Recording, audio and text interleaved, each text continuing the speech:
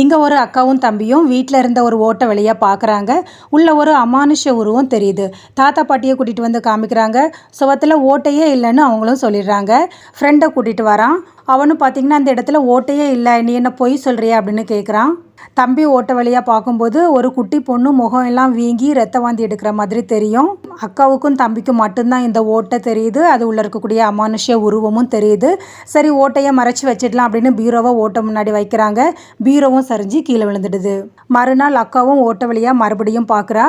ஒரு உருவம் தவழ்ந்து வந்து ரத்த வாந்தி எடுத்து சாகிற நிலையில இருக்கிறா. இந்த உருவம் நமக்கு ஏதோ சொல்ல வருது அப்படின்னு 2 பேருமே நினைக்கிறாங்க. பாட்டிக்கிட்டையும் 2 பேரும் சொல்லியே ஆகணும் அப்படின்னு கேட்குறாங்க. ஆக்சுவலாக இவங்க அக்கா தம்பி 2 பேர் கிடையாது. இவங்க 2 பேருக்கும் பெரியவளா ஒரு அக்கா இருப்பா. அந்த பொண்ணு முகம் வீங்கி பார்க்குறதுக்கு கொஞ்சம் அகோரமாக இருப்பா. இந்த பொண்ணை வளர்த்து கல்யாணம் செஞ்சு கொடுக்க கஷ்டம், வெட்டி செலவு அப்படின்னு இந்த கிழவி தான் எலி மருந்தை மூத்த பொண்ணுக்கு கொடுத்துருப்பா. அந்த பொண்ணும் ரத்த வாந்தி எடுத்து செத்துருப்பா. இந்த உண்மை வெளியே வரணும், கிளவி டேஞ்சரஸ் ஆனவன்னு தன்னோட தங்கைக்கும் தம்பிக்கும் தெரியணும்னு தான் இந்த மூத்த பொண்ணோட ஆத்மா இதெல்லாம் செஞ்சுருக்கோம். கிளவி வீட்டில் இருந்து இப்போ 2 பேருமே வெளியேறி அவங்க அம்மா வீட்டுக்கே போயிடுறாங்க.